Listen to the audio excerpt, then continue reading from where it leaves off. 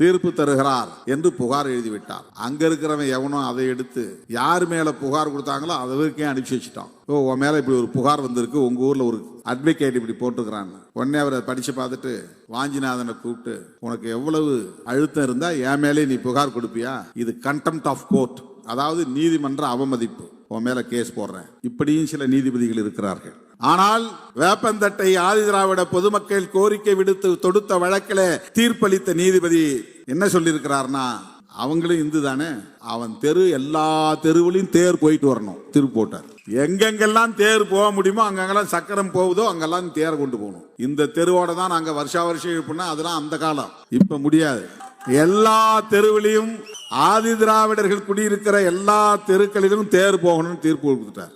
இப்படியும் சில நீதிபதிகள் இருக்கிறார்கள். வேப்பந்தட்டையிலே ஆதி திராவிடர்கள் தெருவுக்கு தேர் வராது என்று சொன்ன உடனே அந்த இடத்தில் பிஜேபி வந்து நின்று இருக்க வேண்டாமா? RSS வந்து நின்று இருக்க வேண்டாமா? யாரு தெருவுக்கு நீ தேர் போக கூடாது என்று சொன்னாய், அவனும் என் சகோதரன் தான். எல் முருகனை நாங்க கூட வச்சிருக்கிறோம், மந்திரி பதவி கொடுத்து அவர் வாய் திறக்க மாட்டாரு, நாங்க வாய் திறப்போம் அப்படின்னு வந்து எச் ராஜா நிக்க வேண்டியதானே, அண்ணாமலை நிற்க வேண்டியது தானே, நயினார் நாகேந்திரன் நிற்க வேண்டியது தானே, வானதி சீனிவாசன் நிற்க வேண்டியது தானே, பிஜேபியோட உறவு வச்சிருக்கிற அண்ணன் எடப்பாடி பழனிசாமி வந்து நிற்க வேண்டியது தானே. பிரதமர் நம்முடைய தொகுதிக்கு, சிதம்பரம் தொகுதிக்கு வருகிறார். அவர் வந்துவிட்டு போகட்டும், நாம் வேலூரிலே இருப்போம் என்று எண்ணி இருந்தேன். ஆனால் தொகுதிக்கு பிரதமர் வருகிற போது தொகுதியை சார்ந்த நாடாளுமன்ற உறுப்பினரும் இருக்க வேண்டும் என்பது அரசு முறை கடமையாகும். இல்லை என்றால் பிரதமரை நாம் அலட்சியப்படுத்தியது போல் ஆகிவிடும். எந்த கட்சியாக இருந்தாலும், மாற்று கட்சியாக இருந்தாலும், பிரதமர் அரசு முறை பயணமாக வருகிற போது, அரசு விழாவிலே பங்கேற்கிற போது, மக்களின் பிரதிநிதி என்கிற முறையிலே நானும் அங்கே இருக்க வேண்டும் என்கிற ஒரு கட்டாயம் இருக்கிறது.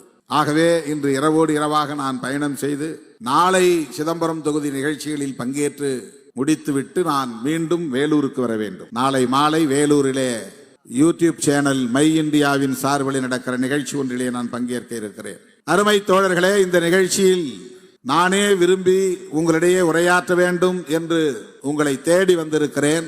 நெடுநாட்களுக்கு பிறகு இந்த இடத்திலே பேசுகிற வாய்ப்பு எனக்கு கிடைத்திருக்கிறது. இந்த வாய்ப்பை வழங்கிய உங்கள் அனைவருக்கும் என்னுடைய நன்றியை உரித்தாக்குகிறேன். பள்ளி மாணவர்கள் நடத்திய நாடகம் இங்கே மேடையில் அரங்கேறியது. ஒவ்வொரு மதத்தை சார்ந்தவர்களும் அவரவர் அடையாளங்களை முதலில் எடுத்து சொன்னார்கள். இந்து மதத்தை சார்ந்தவர்கள் வந்து தங்களை அடையாளப்படுத்திக் கொள்கிற போது எவ்வளவு விவாதங்கள் எழுந்தன என்பதை நாம் பார்த்தோம். பௌத்த மதத்தை சார்ந்தவர்கள் நாங்கள் பௌத்தர்கள், இந்த மண்ணின் மூத்த குடிகள் என்று தங்களை அடையாளப்படுத்திக் கொண்டார்கள். பிரச்சனை எதுவும் இல்லை.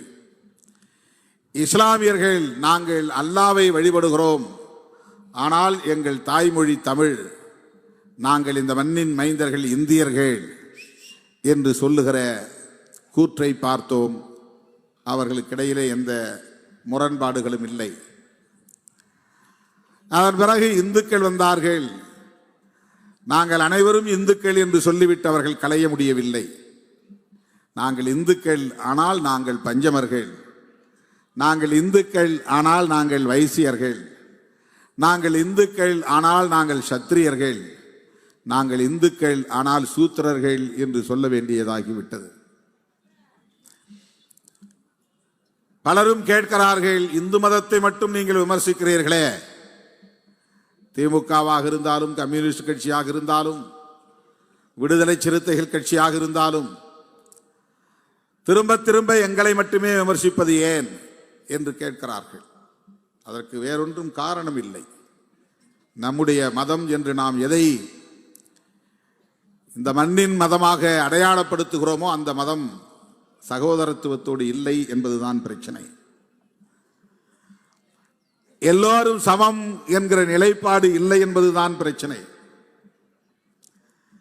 இதை ஏன் இந்த மதத்தை உயர்த்தி பிடிக்கக்கூடிய பாஜக அல்லது RSS ஒரு சுய விமர்சனமாக ஏற்றுக்கொள்ளவில்லை என்பதுதான் நாம் வைக்கக்கூடிய கேள்வி. பலரும் இந்த மதத்தை விமர்சித்திருக்கிறார்கள் என்றால் அவர்கள் யாரும் அந்நிய மதங்களை சார்ந்தவர்கள் இல்லை. புரட்சியாளர் அம்பேத்கர் அவர்களாக இருந்தாலும் தந்தை பெரியாராக இருந்தாலும் நம் கண்முன்னால் தெரிந்த இரண்டு மாமனிதர்கள். இவர்கள் இருவரும் இந்துக்கள் தான், பிறப்பால் இந்துக்கள் தான், வாழ்க்கை முறையால் இந்துக்கள் தான், கலாச்சாரத்தால் இந்துக்கள் தான். ஆனால் ஏன் அவர்கள் இந்து மதம் நம்முடைய மதம், அது நமக்கானது என்று உணர முடியாமல் அதை விமர்சிக்க வேண்டிய நிலை? இதை தயவு கூர்ந்து எண்ணி பார்க்க வேண்டும்.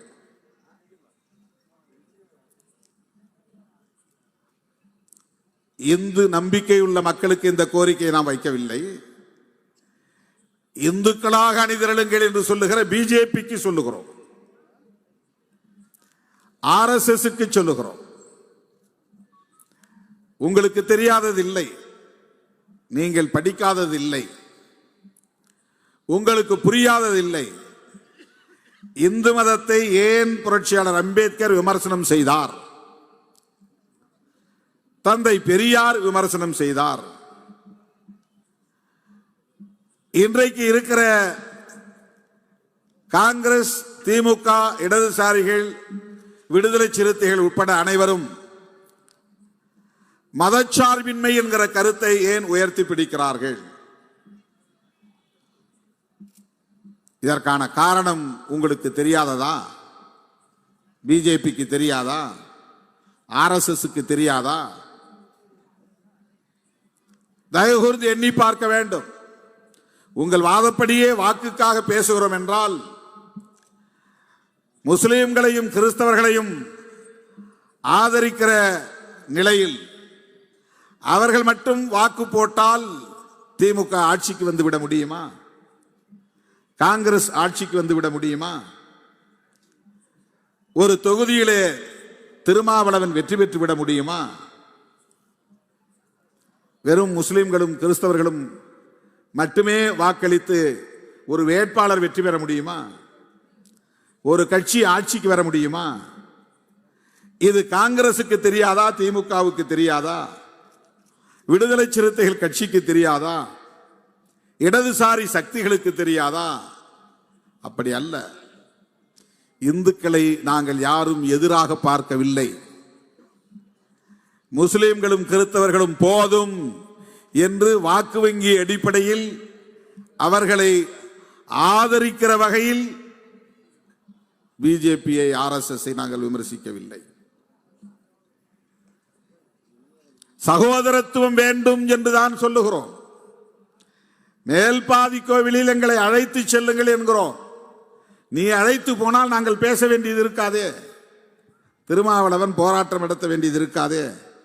RSS காரர்கள் எல்லா கோயிலையும் திறந்துவிட்டு வாருங்கள் சகோதரர்களே, நீங்களும் இந்துக்கள் தான் என்று எல்லோரையும் அழைத்து கொண்டு போனால் விசிக என்கிற கட்சியே தேவைப்படாதே, கலைத்து விடலாமே, போராட வேண்டிய தேவை இருக்காதே. நீங்கள் ஏன் அழைத்து போகவில்லை? அதுதானே பிரச்சனை. பெரம்பலூர் மாவட்டம் வேப்பந்தட்டை என்கிற இடத்தில் நீண்ட நாட்களுக்கு பிறகு, வருடங்களுக்கு பிறகு கோயில் தேரோட்டம் நடத்த திட்டமிடுகிறார்கள். அந்த கிராமத்தை சார்ந்த ஆதி திராவிடர்கள் போய் ஆண்டுதோறும் தேர் அந்த தெருவோடு நின்று விடுகிறது, எங்கள் தெருவுக்கு வரவில்லை, எங்கள் தெருவுக்கு வர வேண்டும் என்று சொல்லுகிறார்கள். காவல்துறை அதிகாரிகளும் வருவாய்த்துறை அதிகாரிகளும் கூடி பேசுகிறார்கள். கூடி பேசி இல்லை இல்லை நீங்கள் இப்படியெல்லாம் கேட்கக்கூடாது, காலங்காலமா என்ன இருந்ததோ அதுதான் இந்த வருஷமும், காலங்காலமா என்ன இருந்ததோ அதுதான் இந்த வருடமும் கடைபிடிக்கப்பட வேண்டும். சொல்லுவது யார்? IAS படித்த கலெக்டர். சொல்லுவது யார்? IPS அதிகாரியாக இருக்கிற SP. இவர்கள் ரெண்டு பேரும் யார்? அரசமைப்பு சட்டத்தை பாதுகாப்பதற்காக அதிகாரம் பெற்றவர்கள். அந்த உடை உடுத்தி வந்து நிற்கிறார்கள். ஆனால் அவர்கள் சொல்லுகிறார்கள், காலங்காலமா என்ன நடைமுறையில் இருந்ததோ அதன்படி போங்க, கான்ஸ்டிடியூஷன் அது பத்தி எங்களுக்கு கவலை இல்லை, அரசமைப்பு சட்டத்திலே சொல்லப்பட்டிருக்கிற உரிமை எங்களுக்கு கவலை இல்லை. உடனே அந்த ஊர் ஆதி திராவிடர் நேராக கோர்ட்டுக்கு போறான், நீதிமன்றத்திற்கு. நீதிபதி விசாரிக்கிறார். சில நேரங்களில் நல்ல நீதிபதிகள் இருக்கிறார்கள், அங்கொன்றும் இங்கொன்றுமாக. உச்ச நீதிமன்றத்திலும் இருக்கிறார்கள், உயர் நீதிமன்றத்திலும் இருக்கிறார்கள். இப்போ மதுரையில் ஒரு நீதிபதி வாஞ்சிநாதன் ஒரு வழக்கறிஞரை கூப்பிட்டு மிரட்டியிருக்கிறார். எனக்கு எதிராக நீ புகார் கொடுக்குறியா, இது கண்டெம்ட் ஆஃப் கோர்ட் அப்படின்னு. வாஞ்சிநாதன் யாருன்னா அவர் ஒரு அட்வொகேட். அவர் உச்ச நீதிமன்றத்தின் தலைமை நீதிபதிக்கு கடிதம் எழுதுகிறார். இந்த ஊரில் ஒருத்தர் RSS காரர் பெரிய பட்டை போட்டுக்கிட்டு நீதிபதியாக உட்கார்ந்துருக்கிறாரு. அவர் சாதி பார்த்து தீர்ப்பு வழங்குறாரு.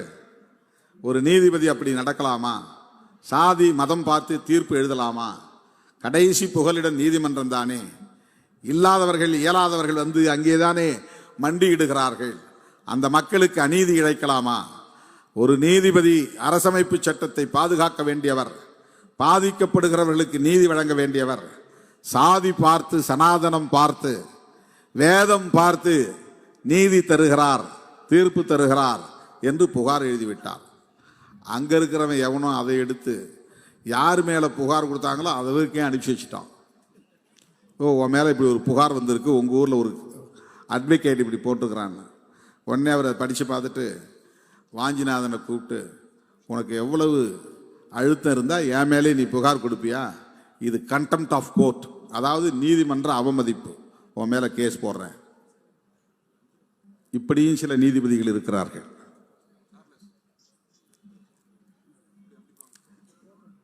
ஆனால் வேப்பந்தட்டை ஆதிதிராவிட பொதுமக்கள் கோரிக்கை விடுத்து தொடுத்த வழக்கில் தீர்ப்பளித்த நீதிபதி என்ன சொல்லியிருக்கிறார்னா, அவங்களும் இந்து தானே, அவன் தெரு எல்லா தெருவிலையும் தேர் போயிட்டு வரணும் தீர்ப்பு போட்டார். எங்கெங்கெல்லாம் தேர் போக முடியுமோ அங்கெங்கெல்லாம் சக்கரம் போகுதோ அங்கெல்லாம் தேரை கொண்டு போகணும். இந்த தெருவோட தான் நாங்கள் வருஷா வருஷம் இருப்போம்னா அதெல்லாம் அந்த காலம், இப்ப முடியாது. எல்லா தெருவிலையும் ஆதி திராவிடர்கள் குடியிருக்கிற எல்லா தெருக்களிலும் தேர் போகணும்னு தீர்ப்பு கொடுத்துட்டார். இப்படியும் சில நீதிபதிகள் இருக்கிறார்கள். வேப்பந்தட்டையிலே ஆதி திராவிடர்கள் தெருவுக்கு தேர் வராது என்று சொன்ன உடனே அந்த இடத்தில் பிஜேபி நின்று இருக்க வேண்டாமா? RSS நின்று இருக்க வேண்டாமா? யாரு தெருவுக்கு நீ தேர் போகக்கூடாது என்று சொன்னாய், அவனும் என் சகோதரன் தான். முருகனை நாங்க கூட வச்சிருக்கிறோம், மந்திரி பதவி கொடுத்து அவர் வாய் திறக்க மாட்டார், நாங்க வாய் திறப்போம் அப்படின்னு எச் ராஜா நிக்க வேண்டியதானே, அண்ணாமலை நிற்க வேண்டியது தானே, நயினார் நாகேந்திரன் நிற்க வேண்டியது தானே, வானதி சீனிவாசன் நிற்க வேண்டியது தானே. பிஜேபியோட உறவு வச்சிருக்கிற அண்ணன் எடப்பாடி பழனிசாமி நிற்க வேண்டியது தானே.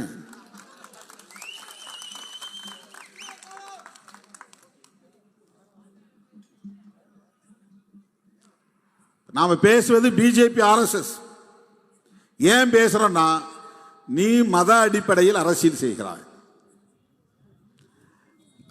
இங்குள்ள மண்ணின் மைந்தர்கள் அவன் விரும்புகிற கடவுளை அவன் கும்பிடுறான், அவனவன் விரும்புகிற மதத்தில் வாழ்கிறான், இணைந்து வாழ்கிறான். நீ அவன் இந்து, இவன் முஸ்லீம், இவன் கிறிஸ்தவன் என்று ஏன் அரசியல் செய்கிறாய்? இந்தியா முழுவதும் அந்த வெறுப்பு அரசியலை ஏன் விதைக்கிறாய்? முஸ்லிம்களுக்கு எதிராகவும் கிறிஸ்தவர்களுக்கு எதிராகவும் வெறுப்பு அரசியலை ஏன் விதைக்கிறாய்? பைபிளை ஏன் கொளுத்த சொல்கிறாய்? மசூதிகளை ஏன் இடிக்க சொல்கிறாய்? பாபர் மசூதியை ஏன் இடித்தாய்? இதுதான் பிரச்சனை. இன்றைக்கு பாஜக ஆளும் கட்சி, ஆட்சி பீடத்திலே இருக்கிற ஒரு கட்சி. அந்த கட்சி அரசாங்கத்திற்கே மதம் வேண்டும் என்பதை போல செயல்படுகிறது.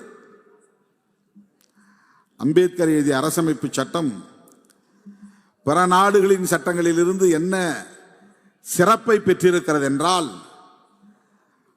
இந்தியாவில் அரசமைப்பு சட்டம் மதசார்பற்ற அரசை உருவாக்குகிறது. அதுதான் இந்த சட்டத்துக்குள்ள சிறப்பு. மதம் மக்களுக்கானது, அரசுக்கானதல்ல. இதுதான் புரட்சியாளர் அம்பேத்கர் சொல்வது, இதுதான் இந்திய அரசமைப்பு சட்டம் சொல்வது. அரசாங்கம் எந்த மதத்தையும் சார்ந்திருக்க கூடாது. எந்த மதத்தையும் வளர்ப்பதற்கு நிதி செலவு செய்யக்கூடாது. இது பற்றி விவாதம் நடந்துச்சு. அப்பெல்லாம் மோடி என்ன வயசுல இருந்தார் நமக்கு தெரியாது. இப்ப 75 வயசு. 1950 அவருக்கு என்ன வயசு இருந்திருக்கும்? 1950 அவருக்கு என்ன வயசு இருந்திருக்கும்? அப்ப பிறந்திருப்பாரா? அப்பதான் பிறந்திருப்பாரு. ஏன்னா 75 வருஷம் ஆச்சு நாடு. இவர் அம்மா வயிற்றிலிருந்து சிசுவா வராத காலத்திலே புரட்சியாளர் அம்பேத்கர் அரசமைப்பு நிர்ணய சபையில தீவிரமான இந்துத்துவ சக்திகள் எழுப்பிய கேள்விகளுக்கெல்லாம் அறிவார்ந்த விளக்கங்களை கொடுத்தவர் என்கிற வரலாறு இவருக்கு தெரியாது. அன்னைக்கும் கேட்டாங்க. இவரை விட பயங்கரமான ஆட்கள்லாம் இருந்தாங்க. மோடி அமித்ஷாலாம் அவங்களோட ஒப்பிடும்போது ஜுஜிபி. என்னது ஜுஜிபியா? சின்ன ஆளுன்னு சொல்றது அதானே சொல்லுவாங்க சினிமாவில். ஏன்னா அவ்வளவு தீவிரமான இந்து மத பற்றாளர்கள், வெறியர்கள் சொல்லக்கூடாது, பற்றாளர்கள் சொல்லு இருந்தாங்க. அரசமைப்பு சட்டத்தையே கடவுளின் பெயரால் அப்படின்னு பிரியாம்பிள் எழுத சொன்னாங்க. அம்பேத்கர் எழுதினதுனால எழுதல. அதுல கடவுளின் பெயரால் இந்த சட்டத்தை சமர்ப்பிக்கிறோம்னு எழுத சொன்னாங்க. அம்பேத்கர் ஒத்துக்க மாட்டேன்ட்டார். கடுமையான விவாதம் நடந்துச்சு. இந்த அரசாங்கத்துக்கு ஒரு ஸ்டேட் ரிலீஜன் வேணும். இந்த நாட்டை அவன் பாகிஸ்தான் பேர் வச்சுட்டான், இந்த நாட்டுக்கு இந்துஸ்தான் பேர் வைக்கணும். அவன் மதம் சார்ந்து நாட்டுக்கு பேர் வைக்கும் போது ஏன் இந்த நாட்டுக்கு மதம் சார்ந்து பேர் வைக்க கூடாது? கடுமையான விவாதம் நடந்தது. வைக்க முடியாது என்ற முடிவுக்கு வந்தார்கள். இந்த நாட்டுக்கு மதம் தேவையில்லை, அரசாங்கத்திற்கு மதம் தேவையில்லை. நாட்டுக்கு இல்ல, அரசாங்கத்திற்கு மதம் தேவையில்லை. கிறிஸ்தவ மதத்தை அரசாங்க மதமாக சொல்ல முடியாது, அது அந்நிய நாட்டு மதம். இஸ்லாத்தை அரசாங்க மதம் சொல்ல முடியாது, அது சவுதி அரேபியாவுடைய தோன்றிய மதம். சமணத்தை சொல்ல முடியாது, சின்ன மதம். பௌத்தத்தை சொல்ல முடியாது, சில லட்சம் பேர் தான் இருக்கிறாங்க. இந்து மதத்தை தான் சொல்லலாம். ஆனா இந்து மதம் சகோதரத்துவத்தோடு இல்லாத மதம். இந்து மதத்திலே சகோதரத்துவம் இல்லை, இந்து மதத்திலே சமத்துவம் இல்லை. பார்ப்பன சமூகத்தை சார்ந்த ஆண்களை தவிர பார்ப்பன பெண்மணிகள் உட்பட அத்தனை பேருமே கீழ்சாதிதான். இதான் மனு தர்மம் சொல்லுது. இதைத்தான் இந்து தர்மம் சொல்லுகிறது. இங்க எல்லாம் கீழே நின்று அந்த நாடகத்தில் பார்த்தீங்களா, ஒரு பூணூல் போட்டவர் மட்டும் மேலே ஏறி நின்றுக்கிட்டார். எல்லாரையும் முன்னால போ, பின்னால போ, அங்க நில்லு, இங்க நில்லு. இப்பதான் ஆர்டரா இருக்கு. சத்திரியர் முன்னாலவா, வைசியர் பின்னால நில்லு, சூத்திரர் கடைசியில நில்லு. இப்பதான் சமூகம் அமைதியா இருக்கு, இந்து நாடா இருக்கு அப்படின்னு அவர் வசனம் பேசுவார். நீ இந்த நாட்டினுடைய பிரதமராக கூட வரலாம், மத்திய அமைச்சராக கூட வரலாம், குடியரசுத் தலைவராக கூட வரலாம், சங்கராச்சாரியா வர முடியாது. இதுதான் இன்றைக்கு இருக்கிற யதார்த்தமான நிலை. பார்ப்பன சமூகத்தை சார்ந்த பெண்களே மனு தர்மத்தின்படி சூத்திரர்கள், அவங்களுக்கு தீட்டு உண்டு. அவங்க உயர்ந்த சாதி கிடையாது. பிறப்பால் பெண்கள் அனைவருமே ஆண்களுக்கு கீழ். அது எல்லா சாதியிலையும். ஆண்களை பொறுத்தவரையில் எல்லா வர்ணத்திலையும் கீழ் சாதி தான். இவனுக்குள்ள ஒருத்தர் ஒன்னை விட நான் மேல் ஜாதிரான்னு சொல்லிக்கிறான், அவ்வளவுதான். பார்ப்பனர்களை பொறுத்தவரையில் எல்லா சாதியும் கீழ் சாதி தான். பார்ப்பனர்களை தவிர நீ ஆண்டவம்சம் சொல்லிக்கிட்டாலும் சத்திரியன்னு சொல்லிக்கிட்டாலும் பார்ப்பனருக்கு கீழ் சாதி தான். கோயிலை நீ கட்டி முடிச்ச பிறகு வெளியே தான் நிற்க முடியும். பார்ப்பனர் தான் உள்ள போய் நின்று மணி அடிக்க முடியும். நான் மன்னாதி மன்னன் வந்திருக்கிறேன், மாமன்னன் வந்திருக்கிறேன், ராஜாதி ராஜன் வந்திருக்கிறனால வெளியே நின்று தான் திருநீர் வாங்கணும். நீ போய் பூஜை செய்ய முடியாது. நான் மகாராணி வந்திருக்கிறேன், மன்னருடைய மனைவி வந்திருக்கிறேன், தாயே வெளியே நில்லு, குங்குமம் உனக்கு கையில் தூக்கி போடுறேன், பூசிக்கோ. திருநீரை எடுத்து நெற்றியிலே இடுவது கூட தீண்டுவது என்பதனால் கையில தூக்கி போடுறான். கையில் இப்படி தொட்டு பூசக்கூடாது, பூசிட்டா தீர்னதான் ஆயிரும். ஆந்திராவில் ஒரு சங்கராச்சாரிய, ஆந்திராவிலே எங்கேயோ ஒரு சங்கராச்சாரிய போய் கவர்னராக இருந்த தமிழிசை சவுந்தரராஜன் பார்த்தாங்க. அந்த அம்மா வந்து கை நீட்டு அப்படி தூக்கி போடுறாங்க புடவைய. அவங்க கவர்னர், அவர் சாதாரண ஒரு ஆள், நம்முடைய பார்வையில் சாதாரண ஆள் தான், அவங்க பார்வையில் ஜெகத்குரு. அவர் கவர்னர் கையில் ஒரு புடவையை அப்படி தூக்கி போடுறாரு. ஆனால் சமூகத்தில் அவங்க வேற சாதி, உயர்ந்த சாதி, அவங்களுக்கு கீழே நிறைய சாதி இருக்கு. இப்படிப்பட்ட அடுக்கு முறை, சகோதரத்துவம் இல்லாத ஒரு சமூக கட்டமைப்பு, அதை நியாயப்படுத்துகிற ஒரு மார்க்கம், இதை அரசாங்க மதமாக ஆக்க முடியாது. அம்பேத்கர் வாதிடுகிறார். அவரை தவிர வேற யாரு கையில போய் அந்த வாய்ப்பு கிடைச்சிருந்தாலும் இது அரச மதமாக ஆக்கியிருப்பாங்க. அன்றைக்கு இந்த மதத்தின் மீது தீவிரமான பற்றுதல் கொண்டிருந்த காந்தியடிகளே அம்பேத்கர் சொன்னதை ஏத்துக்கிட்டார். இதுதான் அபூர்வம், அதிசயம்.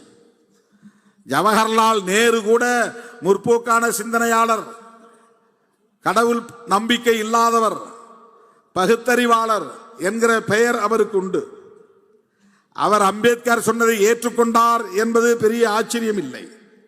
ஆனால் மூச்சுக்கு 300 தடவை ராமா ராமா ராமா ஹரே ராம் ஹரே ராம் ஹரே ராம் என்று சொல்லிக் கொண்டிருந்த காந்தியடிகளே அரசாங்கத்துக்கு மதம் வேணான்னு ஒத்துக்கிட்டார். அதனால்தான் அவரை நாத்துராம் கோட்சேயை வச்சு சுட்டு கொன்னாங்க. காந்தியடிகள் என்கிற ஒரு மாமனிதர் இந்த மண்ணிலே துப்பாக்கியால் சுட்டு படுகொலை செய்யப்பட்டதற்கு காரணம் அவர் மதச்சார்பின்மை என்கிற கருத்திலே உறுதியாக இருந்தார் என்பதுதான். இந்திரா காந்தி அம்மையார் சுட்டு படுகொலை செய்யப்பட்டதற்கு காரணம் மதத்தின் பெயரால் எந்த ஆதிக்கத்தையும் அனுமதிக்க முடியாது என்று பொற்கோவிலில் ப்ளூ ஸ்டார் ஆபரேஷன், நீல நட்சத்திர நடவடிக்கையை மேற்கொண்டார் என்பதுதான். அவரும் மதசார்பற்றவராக இருந்தார். இந்த மண்ணில் இருவரும் தலைவர்கள் மதச்சார்பின்மைக்காக படுகொலை செய்யப்பட்டிருக்கிறார்கள். தம்முடைய குடும்பத்திலே பாட்டி இதனால் படுகொலை செய்யப்பட்டார். தந்தையும் இனவாத அரசியல் தலையீட்டினால் படுகொலை செய்யப்பட்டார் என்ற நிலையிலும் கூட ராகுல் காந்தி அதிலிருந்து பின்வாங்காமல் மதச்சார்பின்மையிலே உறுதியாக நிற்கிறார். ஏன் நாம் காங்கிரஸோடு நிற்கிறோம் என்பதற்கு இதைவிட வேறு ஆதாரம் தேவையில்லை. காங்கிரஸோடு நமக்கு முரண்பாடுகள் இருக்கலாம். திராவிட முன்னேற்ற கழக தலைவரோடு ஏன் நிற்கிறோம்? அவருடைய அருமை புதல்வர், அன்பு இளவல் உதயநிதி ஸ்டாலின் ஒரு கூட்டத்தில் பேசினார். கொரோனா கொசுவை விடவும் பயங்கரமானது, ஒழிக்கப்பட வேண்டியது சனாதனம் என்று சொன்னார். அது ஏதோ மேடையில் உணர்ச்சியை பற்றிலாம் பேசிவிடவில்லை. உதயநிதியின் ரத்தம் கலைஞரின் ரத்தம் என்பதுதான் அதற்கு காரணம். பெரியாரின் கருத்தியல் வாரிசு தமிழ்நாட்டின் துணை முதலமைச்சர் உதயநிதி. அதனால்தான் அவரால் அதை பேச முடிந்தது. திருமாவளவன் பேசிய போது அது பிரச்சனையாகவில்லை. சனாதன எதிர்ப்பு மாநாடு நடத்திய போது அது அகில இந்திய அளவில் எதிரொலிக்கவில்லை. ஆனால் தளபதி ஸ்டாலின் அவர்களின் அன்பு மைந்தர் உதயநிதி ஸ்டாலின் மேடையிலே அது கொசுக்களை ஒழிப்பது போல் ஒழிக்கப்பட வேண்டிய ஒரு நச்சு என்று சொன்னார். உடனே அவர்களுக்கு ஆத்திரம் வருகிறது. இது இந்து சமூகத்திற்கு எதிரான கருத்து அல்ல. ஒரு குறிப்பிட்ட சமூகத்தை சார்ந்தவர்கள் மட்டுமே உயர்ந்தவர்கள் என்று சொல்லுகிற, அதுவும் அந்த குறிப்பிட்ட சமூகத்தை சார்ந்த ஆண்கள் மட்டுமே உயர்ந்தவர்கள் என்று சொல்லுகிற கருத்தியலுக்கு எதிரானது, அவ்வளவுதான். அதனால்தான் அரசமைப்பு சட்டத்தை அரங்கேற்றுகிற போது அரச மதம் என்ற ஒன்று தேவையில்லை.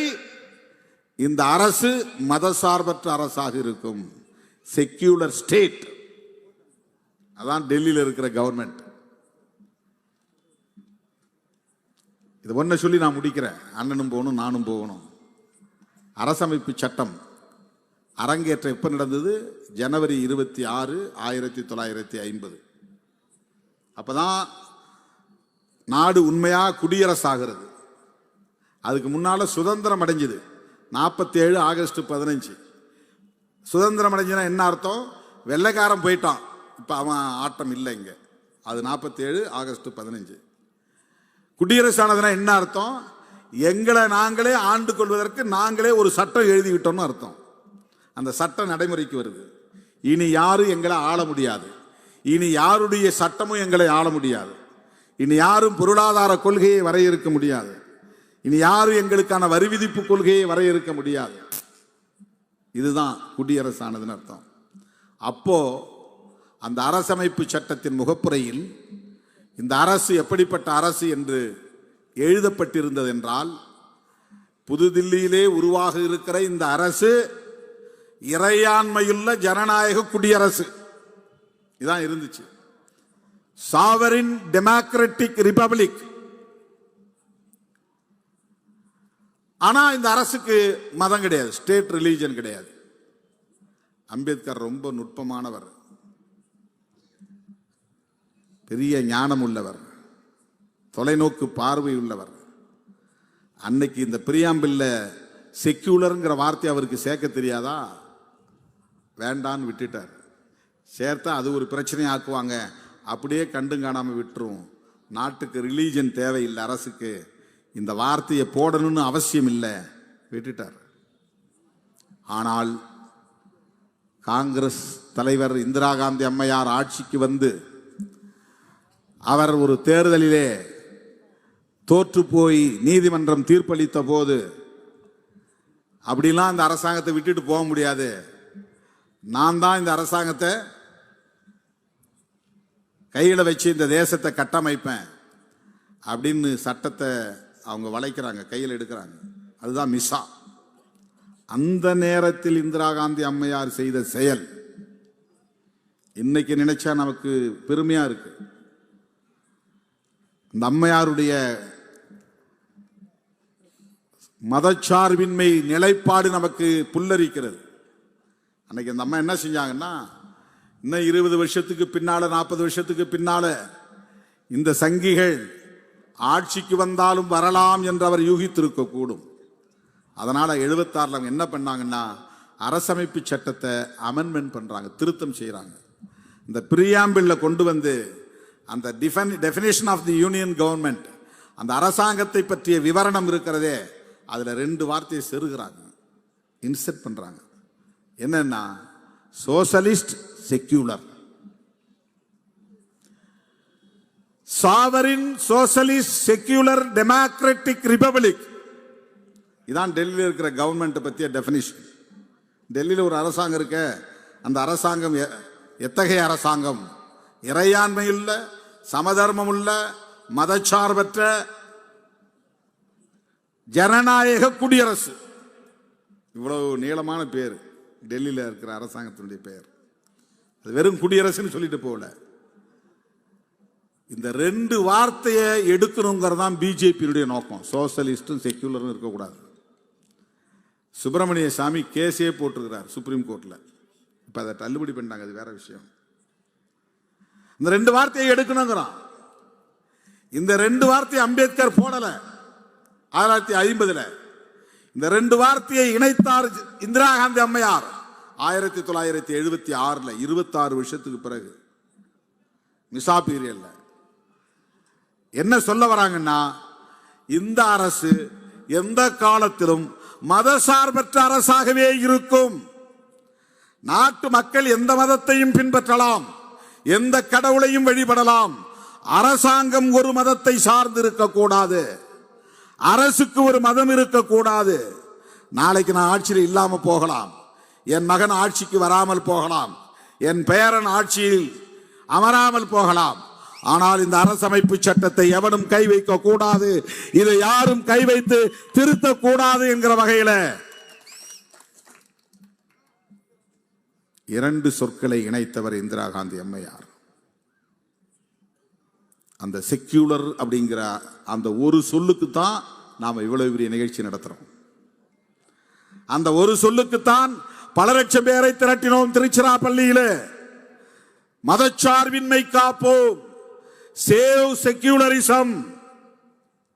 அண்ணன் எடப்பாடியார் தமிழகத்தை காப்போம்ங்கிறார், மக்களை காப்போம், தமிழ்நாட்டை மீட்போம். தமிழ்நாடு ஏதோ வெள்ளைக்காரங்கிட்ட மாட்டிக்கிட்ட மாதிரி. மக்களை காப்போம் யாரை வச்சுக்கிட்டு? கூட பிஜேபி வச்சுக்கிட்டு. இது எப்படி நடக்கும்? நாம மதச்சார்பின்மை காப்போங்கிறோம். இது தேசிய பார்வை. நாம தமிழ்நாட்டுக்குள்ள இருக்கிற கட்சியா இருந்தாலும் கூட அம்பேத்கர் பார்வைங்கிறது தேசிய பார்வை. அதனால நாம மதச்சார்பின்மையை காப்போம். மதச்சார்பின்மையை காப்போம்னா பிஜேபி வளரக்கூடாது, ஆர்எஸ்எஸ் ஆட்சியில் இருக்கக்கூடாது, தமிழ்நாட்டில் வளர்ந்துக்கூடாது. முதல்ல அதை தடுக்கணும். இவங்கெல்லாம் சுற்றுப்பயணம் போய் முடியட்டும், அப்புறம் நாம ஊர் ஊரா போவோம். பிஜேபியை உள்ள நுழைய விடாதீங்க. இப்ப வெளியே கிளம்பி இருக்கிறவங்க எல்லாம் பிஜேபி ஆதரவாளர்கள். இப்ப நடைபயணம்லாம் கிளம்புறாங்க இல்லையா, அவங்கெல்லாம் மதச்சார்பின்மையை ஆதரிக்கக்கூடியவர்கள் அல்ல, பிஜேபிக்கு வலு சேர்க்கிறவர்கள். இங்க பிரச்சனை அதுதான். இந்தியா முழுக்க ரெண்டே அணி தான். ஒரு அணி மதசார்பின்மையை ஆதரிக்கிற அணி, அதுதான் காங்கிரஸ், திமுக, இடதுசாரிகள், விசிக எல்லாம். ஒரு அணி மதசார்பின்மைக்கு எதிரான அணி, மதவாத அணி, அது பிஜேபி, ஏடிஎம்கே, அன்கோ அவங்க எல்லாம். ரெண்டே அணிதான். மதச்சார்பின்மையா மதச்சார்பின்மைக்கு எதிரா? அவங்க மதச்சார்பின்மைக்கு எதிரானவர்கள், மதசார்பற்ற அரசு கூடாது என்பவர்கள். நாம் இந்த அரசு அரசமைப்பு சட்டத்தின்படி மதசார்பற்ற அரசாக இருக்க வேண்டும் என்று சொல்கிறோம். நாம் கான்ஸ்டிடியூஷன் பிரகாரம் இயங்குகிறோம். அதனால்தான் அண்ணன் தளபதி அவர்களோடு கைகோர்த்து நிற்கிறோம். காங்கிரஸோடு கைகோர்த்து நிற்கிறோம். நீ ஏன் வெளியே வரல, நீ ஏன் அங்கேயே ஒட்டிக்கிட்டு இருக்கிற, நீ ஏன் 2 சீட்டு 3 சீட்டு பிளாஸ்டிக் சேர், இவங்களுக்கு வேற பேச தெரியாது. அரசியல் தெரிஞ்சாதானே பேசுவான், அரசியல் தெரிஞ்சாதானே பேசுவான். என்னை விமர்சிக்கிறதுக்கு அவனுக்கு இதை தவிர வேற ஒன்றும் கிடையாது. இப்போ நான் பேசுகிற அரசியல் நீ பேசு, நான் பேசுகிறேன். அப்போ நாம் ஒரு முடிவுக்கு வரலாம். இவன் நோக்கம் என்னன்னா, என்னை ஆத்திரம் ஊட்டுறானா, இப்படிலாம் திட்டினா கோவப்பட்டா திரும்ப அவ்வளோ வார்த்தையை விட்டுருவார். அப்புறம் அது திமுகவுக்கும் விசிகாவுக்கும் உரசல் ஏற்படும். உரசல் ஏற்பட்டால் அவர் வெளியே வந்துடுவார். நாங்கள்லாம் சேர்ந்து உருவாக்குறது தான் மதசார்பற்ற முற்போக்கு கூட்டணி. அண்ணன் தளபதி ஸ்டாலின் அவர்களும் காங்கிரஸ், இடதுசாரிகள், விடுதலை சிறுத்தைகள், மதிமுக, இந்திய யூனியன் முஸ்லீம் லீக், மனிதநேய மக்கள் கட்சி, தமிழக வாழ்வுரிமை கட்சி, கொங்கு மக்கள் தேசிய கட்சி, ஒரு 10 கட்சி நாங்கள் ஒன்றா சேர்ந்துருக்கிறோம். நாங்கள்லாம் வேற லெவல், உங்க மாதிரி கிடையாது. சராசரியா உங்களை மாதிரி கணக்கு போடாதீங்க. நீங்கள்லாம் ஒரு மாதிரி, நாங்கள் திராவிட முன்மாதிரி, திராவிடியன் மாடல். திராவிடம்ங்கிற சொல்லையே எங்கள் தாத்தா அயோத்திதாச பண்டிதர் தான் அரசியலில் முதலில் புழக்கத்திற்கு கொண்டு வந்தவர். திமுகவை எதிர்க்கணும்னு இங்க சில பேர் புறப்பட்டு இருக்காங்க தமிழ் தேசியங்கிற பேர்ல. திமுகவை விமர்சிக்கிற பேர்ல திராவிடத்தை விமர்சிக்கிறான். திராவிடத்தை விமர்சிக்கிறான்னா பண்டிதரை விமர்சிக்கிறான்னு அர்த்தம். பண்டிதருக்கு தெரியாத ஞானம் இவங்களுக்கு வந்துருச்சா? இவங்க அவ்வளவு பெரிய இன்டலெக்சுவலா? இவங்கெல்லாம் பெரிய ஞானிகளா? புரட்சியாளர் அம்பேத்கர் பௌத்தத்துக்கு போகணுங்கிறது சிந்தனையே தமிழ்நாட்டுக்கு பண்டிதருடைய எழுத்துக்களை பார்த்த பிறகுதான் அம்பேத்கருக்கே இந்த சிந்தனை வருகிறது. அதை மறந்துடக்கூடாது. அம்பேத்கருக்கே முன்னோடி யாரு? பண்டிதர் அயோத்திதாசர். திராவிட மகாஜன சபையை உருவாக்கியவர் யாரு? பண்டிதர் அயோத்திதாசர். அவர்தான் முதல்ல திராவிடம்ங்கிற சொல்ல கண்டுபிடிக்கிறார், கையாளுகிறார். நீ ஆரியம், நாங்கள் திராவிடம். அப்படிப்பட்ட திராவிட அரசியலை பெரியாரை விமர்சிப்பது, திமுகவை விமர்சிப்பது, திராவிட அரசியலை விமர்சிப்பது, இதுக்கெல்லாம் யாருக்கு சேவை செய்கிற வேலை? யோசித்து பார்க்க வேண்டும். திமுகவினுடைய நடவடிக்கைகளை விமர்சிங்க, அது திமுக பதில் சொல்லும். அது நீண்ட நெடிய பாரம்பரியம் உள்ள ஒரு கட்சி. எத்தனையோ இது போன்ற ஆட்கள்லாம் பார்த்துட்டு வந்த கட்சி. நீங்கள்லாம் அதுக்கு எம்ஜிஆரை விடவா, வைகோவை விடவா திமுகவை எதிர்கொள்ள புதிதாய் ஒருவன் தோன்றிவிட போகிறான். திமுக தன்னுடைய எதிரிகளை தானே எதிர்கொள்ளும். அதற்கு யாரும் ஆள் தேவையில்லை, திருமாவளவன் தேவையில்லை, யாரும் தேவையில்லை. நாங்க ஏன் அவங்க கூட இருக்கிறோம்னா, RSS உள்ளிட்ட சங் பரிவார்களின் கொட்டத்தை ஒடுக்குவதற்கு திராவிட முன்னேற்ற கழகம் போன்ற சக்தி வாய்ந்த கொள்கையில் உறுதியுள்ள இயக்கங்கள் தேவை. இடதுசாரிகள் போன்ற ஜனநாயக சக்திகள் தேவை. அவர்களோடு நிற்கிறோம். தேசிய அளவில் சனாதன எதிர்ப்பு சக்திகளை ஒருங்கிணைக்க வேண்டிய தேவை இருக்கிறது. அதற்காக இருக்கிறோம். இந்தியா கூட்டணியில் இருக்கிறோம். மதசார்பற்ற முற்போக்கு கூட்டணியில் இருக்கிறோம். எடப்பாடிக்கு ஆத்திரம் பொங்குது. உன்னை யாரு கூப்பிட்டா? நாங்க கூப்பிட்டோமாங்கிறாரு. நீங்க கூப்பிட்டீங்கன்னு நான் ஒரு நாளும் சொல்லவே இல்லை. உங்க சார்பில் யாரோ பேசினாங்க, அதான் நான் சொன்னேன். யார் பேசினாங்கன்னு வெளிப்படையாக சொல்ல முடியுமா? துணை முதலமைச்சர் பதவி கொடுக்குறோன்னு எப்ப சொன்னோம் அப்படிங்கிறாரு.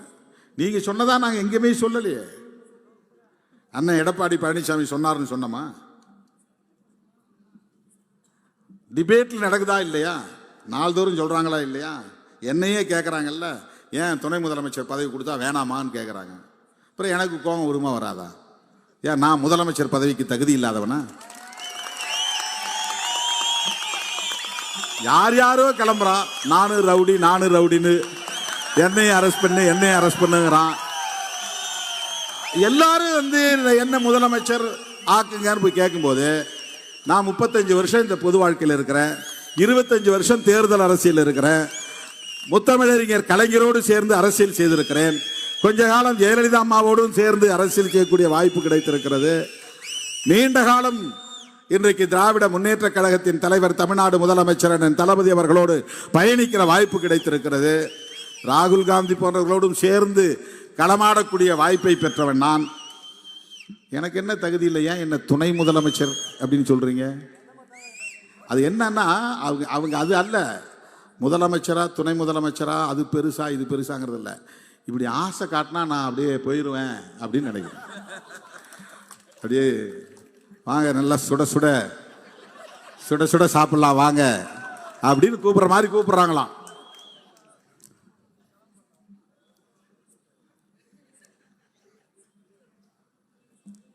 கொள்கை அடிப்படையிலே இயங்க வேண்டும் என்பதில் உறுதியாக இருக்கிற இயக்கம் விடுதலை சிறுத்தைகள் கட்சி. தேர்தல் அரசியலில் வென்றாலும் தோற்றாலும் அதை பொருட்படுத்தாத கட்சி விடுதலை சிறுத்தைகள் கட்சி. பண்டிதர் அயோத்திதாசரின் பாதையில் தாத்தா ரெட்டமலை சீனிவாசனுடைய களத்தில் நின்று போராடக்கூடிய இயக்கம் விடுதலை சிறுத்தைகள் கட்சி. பகுத்தறிவு பகலவன் தந்தை பெரியாரையும் புரட்சியாளர் அம்பேத்கர் அவர்களையும் மாமேதை காரல் மார்க்ஸ் அவர்களையும் கொள்கை ஆசான்களாக ஏற்றுக்கொண்டிருக்கிற கட்சி விடுதலை சிறுத்தைகள் கட்சி. சங் பரிவார்கள் தமிழ்நாட்டிலே காலூன்றிவிடக் கூடாது என்று கவலைப்படுகிற கட்சி விடுதலை சிறுத்தைகள் கட்சி. அதனால் அதனால் அதனால் திராவிட முன்னேற்ற கழகத்தோடு நாங்கள் உறுதியாக நிற்கிறோம், தொடர்ந்து உறுதியாக பயணிப்போம் என்பதை சொல்லி, இந்த மண்ணில் மதச்சார்பின்மைக்கு ஒருபோதும் இடம் கொடுக்க மாட்டோம், உறுதியாக நின்று களமாடுவோம். சிறுத்தைகள் உள்ளவரையில் இந்த எதிர் போராட்டம் புரட்சி என்பது நிகழ்ந்து கொண்டே இருக்கும் என்பதை சொல்லி வாய்ப்புக்கு நன்றி கூறி முடிக்கிறேன். நன்றி, வணக்கம்.